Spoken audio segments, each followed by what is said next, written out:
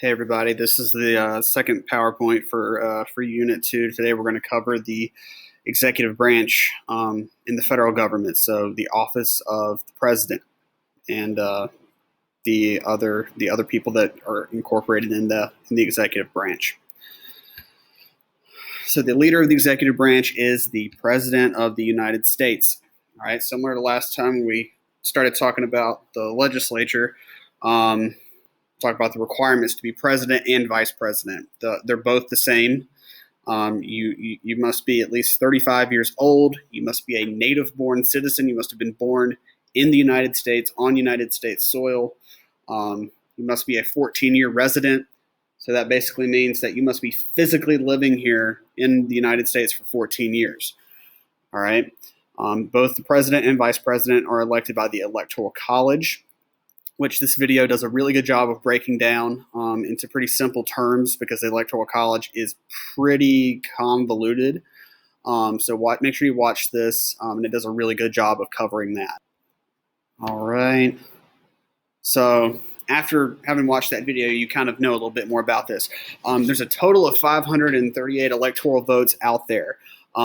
This is the same exact number of members of Congress. You know, you've got your 435 House members, your 100 senators, but the District of Columbia, Washington, gets 3 electoral votes of their own, which add up to 538 electoral votes. To win the election, you must get a majority. You must get at least 270 electoral votes. So in the last unit, we talked about the Electoral College a little bit and how there was a compromise in place for it, and I showed you guys that really neat link at 270towin.com. So if you want to go back and look at that, it's pretty neat.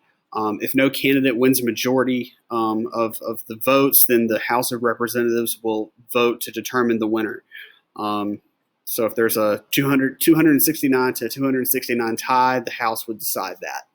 Or if a third-party candidate were to be serious enough and no candidate reaches 270 electoral votes, the Electoral College, not the Electoral College, sorry, the House of Representatives would then decide the winner of the election. All right, winner-take-all system. So if you ever look at an Electoral College map, you'll notice that every state except for Nebraska and Maine, it's winner-take-all. Nebraska and Maine are a little odd in that there's a popular vote winner, and then they also break their electoral votes down into each congressional district. But in every other state's case, whichever candidate wins the popular vote wins all of the state's electoral votes. All right. One criticism of this system is that a candidate could literally only win 11 states and win the entire election. It's no surprise that a person can, win the presidency without having won the popular vote, which is a pretty, controversial thing. A lot of people think that it should just be whoever gets the most votes should win, but that's not necessarily the case.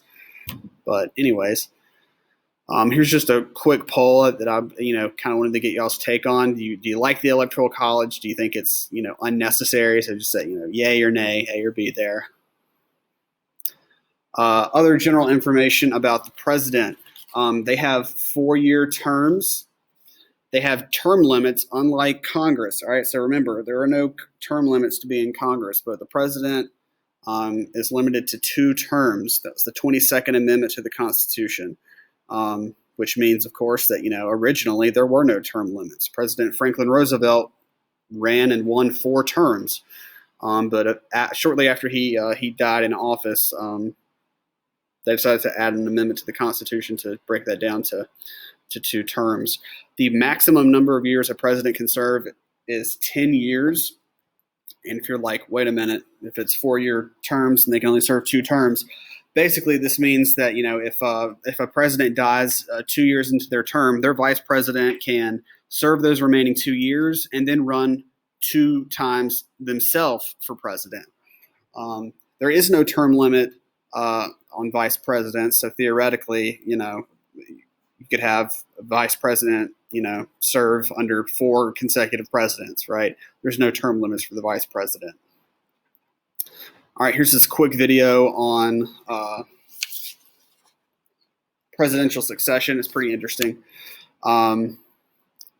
So here's the line of succession. You've got the vice president. So if something were to happen to the president, the vice president would assume the office of the president. If the vice president was not able to, it would go to the Speaker of the House, and then the President pro tempore of the Senate, and then the Secretary of State. All right, the 25th Amendment to the Constitution lays out the presidential line of succession, because before this, it was just kind of taken by precedence as to who would assume the office of president in the case of something happening to the president. All right.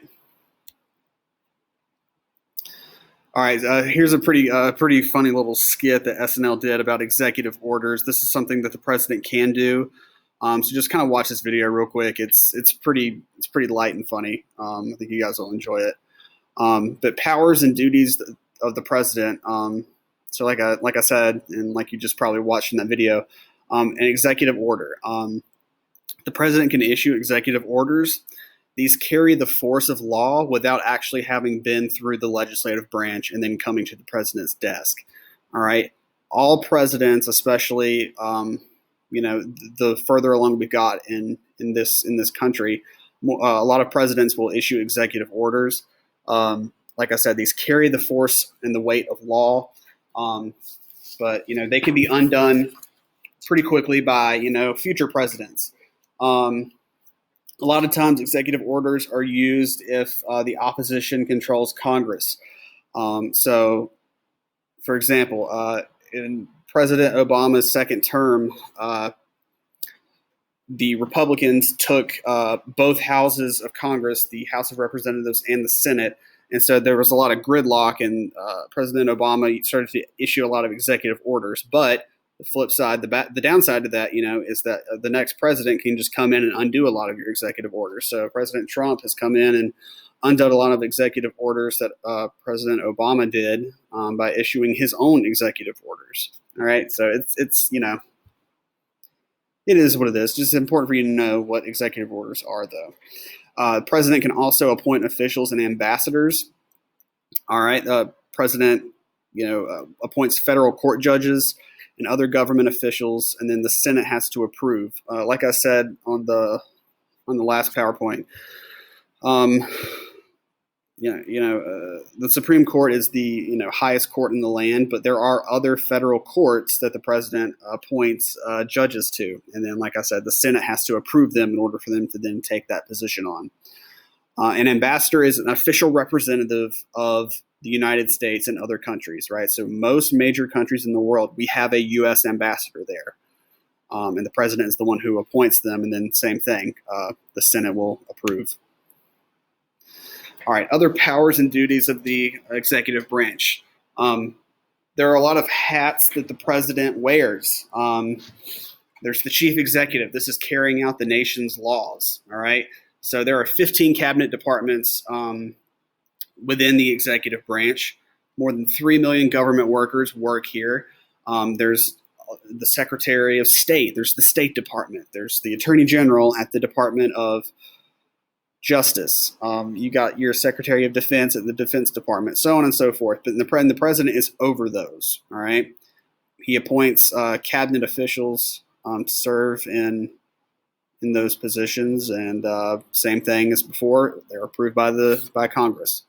All right, legislative leader. All right, so remember, only members of Congress can propose and write laws. However, the president can, put pressure on certain lawmakers to propose laws that he wants.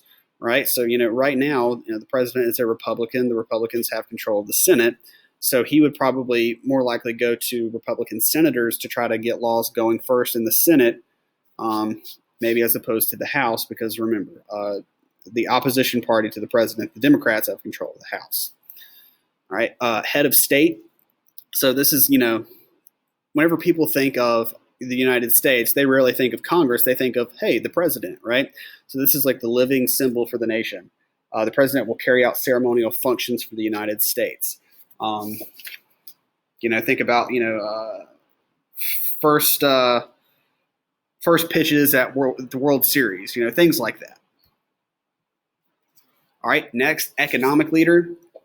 All right, so as we talked about in the last PowerPoint, The Congress, the legislature, they're the ones who pass the budget, but it's the job of the president to put forward a budget, to basically say, here's what I recommend, and then Congress can be like, I like that, or no, we're going to do this instead, and then there's negotiations and uh, back and forth talks. The OMB is the Office of Management and Budget. That's the group of people that help the president prepare his or her proposed budget for the year. You got your diplomatic leader. So the president is in charge of foreign policy. Foreign policy is how the U.S. will deal with other nations. All right, George Washington, our first president, he kind of set this precedent of the president being the one who can deal with foreign nations without having to go through Congress. So that's just one of many important things that Washington did as the first president. All right, and lastly, commander-in-chief, right? As I also said on the previous PowerPoint, only Congress can declare war, but only the president can send troops into battle, right? So if we're going to go to war, the president can't just say, I'm going to declare war. That's not how that works. Congress would have to officially declare war, and then the president will send troops into battle. That's how that works. All right, other things that the president can do. He can issue three different things. Pardons. To pardon is to forgive someone for a crime and basically give them a get-out-of-jail-free card. Reprieve, which is to delay a person's punishment. So you'll see reprieves be granted in death penalty cases where someone is about to be put to death, but maybe the president, wants to give that person's lawyers some more time to gather more evidence to maybe get their client out of this situation. And then lastly, amnesty. This is a pardon given to a group of people. So one of the biggest things that President Obama did was he granted amnesty to what are called dreamers, basically young immigrants who were brought over to the United States from different parts of the world at a very young age, and granted them amnesty so that they could stay here and continue to live their lives. Because when they were brought over here, they didn't really remember their homeland. They think of America as their homeland, right? So these are just many of the different hats that the president wears, things that the president can do, requirements, and so forth. So just make sure you take the little quiz on the next slide. And if you guys have any questions, let me know. Thanks. Have a good day.